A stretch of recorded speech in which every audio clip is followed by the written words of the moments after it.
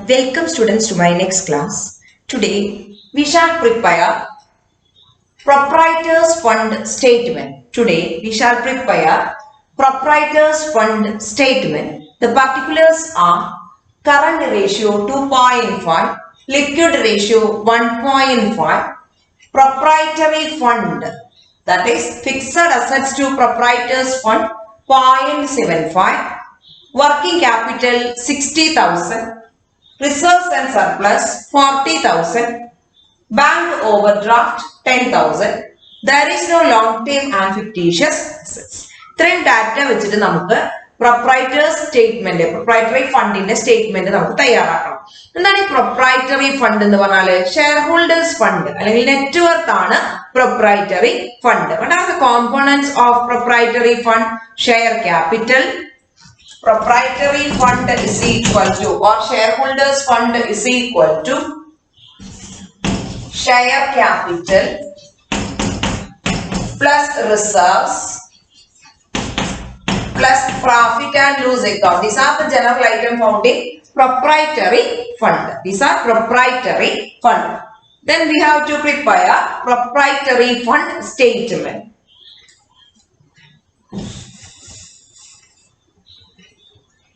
We can start with current ratio. What is current ratio? Current ratio is equal to 2.5:1. What is the relationship shows by current ratio? Current ratio is equal to current asset divided by current liability. So, current asset proportion is 2.5. Then current liability proportion is 1. Current assets 2.5, current liability is equal to 1. We can know only the working capital is equal to rupees 60,000.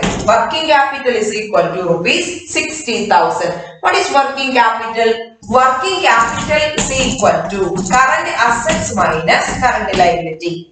Working capital is equal to current assets minus current liability. Let us we can substitute. Working capital is equal to 60,000. That will be equal to current assets minus current liability. Current assets proportion you have 2.5. Current liability 1. So working capital 60,000 is equal to the proportion of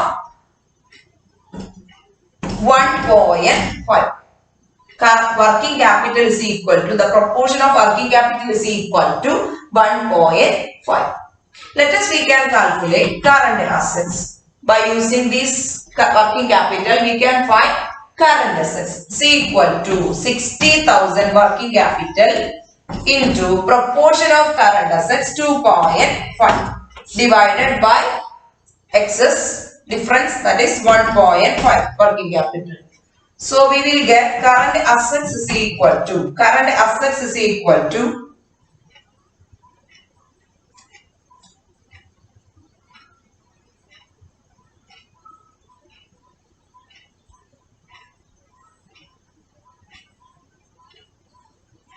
1 lakh. Current assets is equal to 1 lakh.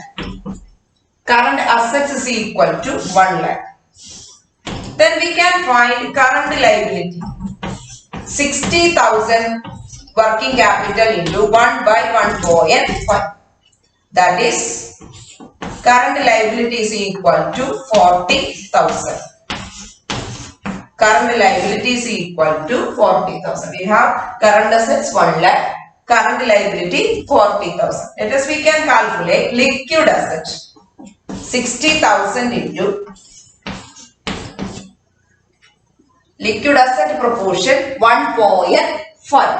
1.5 divided by 1.5 working capital. So liquid assets will be 60,000. Liquid assets will be 60,000. Liquid assets will be 60,000. നമുക്കിതെല്ലാം എഴുതി വെക്കാം അല്ലെ?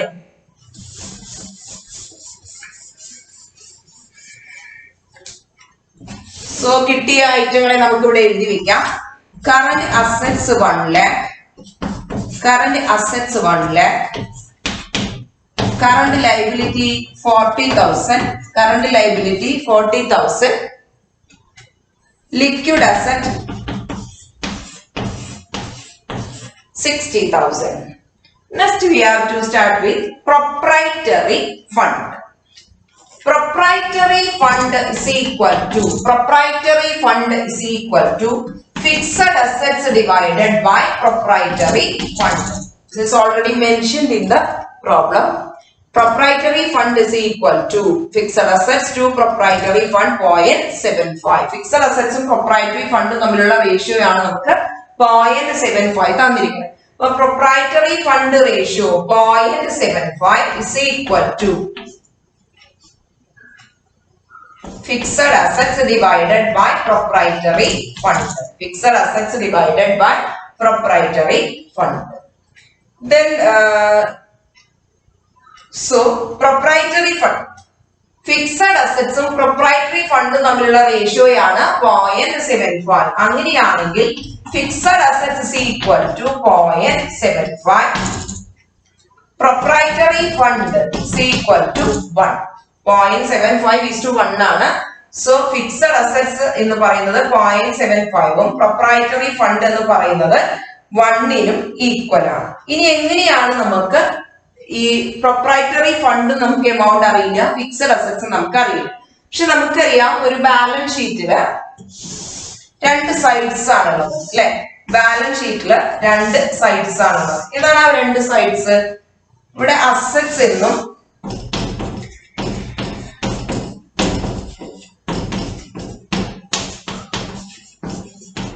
Liability rupees, assets rupee. ഇവിടെ നമുക്കറിയാം fixed asset, അതുപോലെ തന്നെ വരുന്ന date ആണ് കറന്റ് അസറ്റ്. ഇവിടെ നമുക്കറിയാം ഫിക്സഡ് ലൈബിലിറ്റി, ദാറ്റ് ഈസ് നമുക്ക് പ്രൊപ്രൈറ്ററി ഫണ്ട് എന്ന് എഴുതാം. Fixed liabilities also known as proprietary fund ആണല്ലോ ഇവിടെ വരച്ചിരിക്കും, ഷെയർ ക്യാപിറ്റൽ, റിസർവ് അങ്ങനെയുള്ള ഐറ്റങ്ങള്. ദെൻ നമുക്ക് വരുന്നത് കറന്റ് ലൈബിലിറ്റി. ഇത് വെച്ചിട്ട് നമുക്ക് ഈ പ്രൊപ്രൈറ്ററി ഫണ്ടും ഫിക്സഡ് അസറ്റ്സും തമ്മിലുള്ള റേഷ്യോ കണ്ടിട്ട് നമുക്ക് ആൻസറിലേക്ക് എത്താം. സോ ഈ 2 പോർഷനും ഈക്വൽ ആണ്. അങ്ങനെയാണെങ്കിൽ നമുക്ക് ഇങ്ങനെ എഴുതിക്കൂടെ? Proprietary fund minus fixed assets, proprietary fund minus 2 ഭാഗത്തെയും ഫിക്സഡ് ആയിട്ടുള്ള സംഭവങ്ങൾ നമ്മൾ എടുക്കാം. Proprietary fund minus fixed assets is equal to current assets minus current liability. Proprietary fund minus fixed asset is equal to current assets minus current liability. ഇത് രണ്ടും equal ആണ്. So proprietary ഫണ്ടും fixed അസറ്റും നമുക്ക് അറിയില്ല, പക്ഷെ കറന്റ് അസറ്റ്സ് നമുക്കറിയാം, current liability നമുക്കറിയാം അല്ലെ. കറന്റ് അസറ്റ്സ് എത്രയാണ്? 1 lakh. Current liability 40,000. So proprietary fund minus fixed asset is equal to 60,000.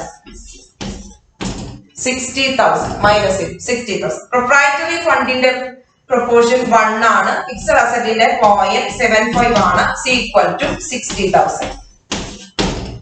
So 1 minus 0.75 is equal to 0.25 is equal to 60,000.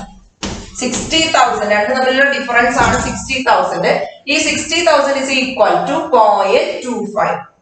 അങ്ങനെയാണെങ്കിൽ നമുക്ക് പ്രൊപ്രൈറ്ററി ഫണ്ട് കാണാം. Proprietary fund is equal to 60,000 into proprietary ഫണ്ടിന്റെ proportion 1 divided by 0.25. 1 divided by 0.25, that is equal to 2,40,000. 2,40,000. 2,40,000. അങ്ങനെയാണെങ്കിൽ നമുക്ക് fixed asset കാണാം അല്ലെ. Fixed asset is equal to 60,000 into 0.75 അല്ലേ proportion. 0.75 divided by 0.25. 0.25, that is equal to fixed asset is equal to 1 lakh